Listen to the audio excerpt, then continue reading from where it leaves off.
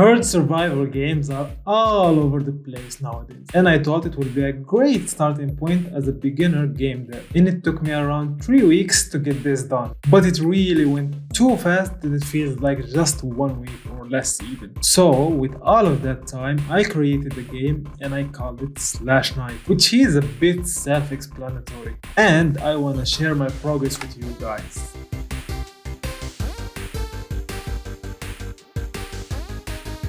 First thing first, I picked up Godot, I don't know. Anyway, I went to Godot and I created a new 2D scene. And first thing first, I created a square to represent the character. And I made it move in the X and Y axes just like all the robots. And it was pretty simple to implement and pretty easy. Thanks to the Godot documentation, which is a lifesaver to be honest. If you are new to Godot, maybe give that a try. It's really good and it's really easy to follow. And after that, I created this rectangle, which is the enemy. All it does, it just follows the player around. I gave it some damage properties, so it deals some damage to the player. After that, I needed the attack for the player. Normally in those type of games, the attack is automatic, but I really don't want to follow that direction, so I made the attack based on mouse click. Maybe I'll change it later to be automatic, but for now this will do. And all I did to achieve that is just to enable and disable an attack area whenever the mouse is clicked. It is pretty simple, nothing so fancy or complicated. But with one enemy in the game really doesn't feel that challenging. So I decided to do another enemy, which is a ranged enemy, not deranged. It's a range. And with all of these stuff done, I wanted the game to be a little bit more alive. So I went to make some artwork. And since I am not an artist and I don't really have a background in art or anything, I decided to do some pixel art. I mean, how hard can it be? First thing, I created this character with no animation or anything. I played with it for a little bit. I really hated it. So I decided to do another try.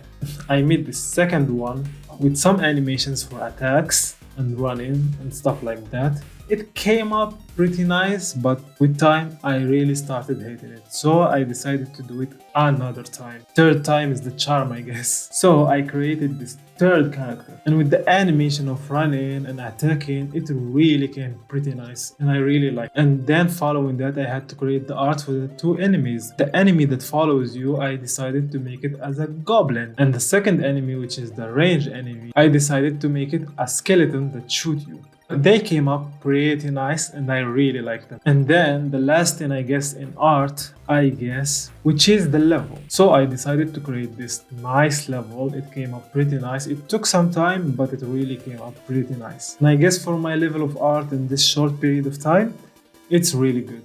Now with all of this stuff done, I needed the mechanics. In this type of games, the player collects the XP. And if the player reaches the level, he gets 3 random abilities. It's cool and all, but I really don't want to recreate the same thing. I wanted something different, so I made the player collect points, and with those points, you can visit the shop, and the shop opens at a time, and you can buy your abilities from the shop. And for the abilities, I made 3 main abilities. First ability is the dash ability, which is self-explanatory. You just dash through a direction you're moving to. The second ability is a familiar ability, which came out really nice and cute because of the artwork, and all it does is a familiar that follows you around and shoot at random enemies. And the third ability is the sword slash ability, which perform a sword slash at the enemy where your mouse is aiming to, and the button that you can buy heal with, because enemies don't drop heal, otherwise they could have used them, right? With all the mechanics done, I had to do some UI for the shop, which is not my favorite part to be honest. Not because it's hard or it's something impossible to do, but it's really just time consuming and a lot of same events that you have to create over and over again. I mean, maybe there is a way to do it faster and better and more efficient, but that's a problem for future me to worry about. With all the elements in place, I needed something to finish the game with. So it's boss time. First I created the artwork for the boss with the animation and everything, because I know it would have been too much time consuming. And then I gave the boss 2 main attacks, ranged attack and melee attack. Since I already did these steps before, it was really simple. All I had to do is just to copy the code from other scripts and paste them in the boss script, and bam, easy. And with all of this stuff, the game really came together nice and pretty cool. Now, all I needed to end the game and end this project is a main menu that I created with 3 buttons, play settings and exit as all the games, and an artwork which was pretty nice and pretty easy to do. And the last thing, the music. Don't get me wrong, I am no music expert or I didn't study any music theory or anything like that. I am just a hobbyist doing this stuff for hobby. So with that in mind, I created this piece of work. Check it out.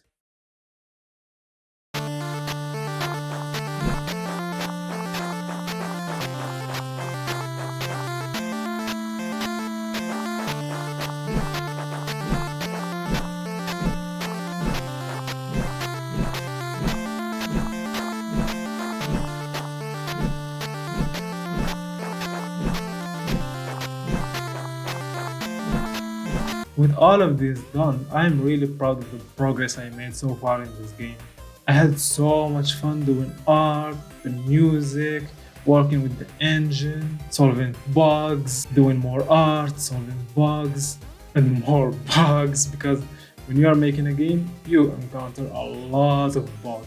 But with all of that, it really was a blast. And if you really want to try this game out, I have the link in the description. If there are any suggestions or feedback, I would really appreciate it. And I will really appreciate it if you leave a subscribe and a like for this video. It will help me a lot. Anyway, thanks a lot, and until the next devlog or a video game or whatsoever.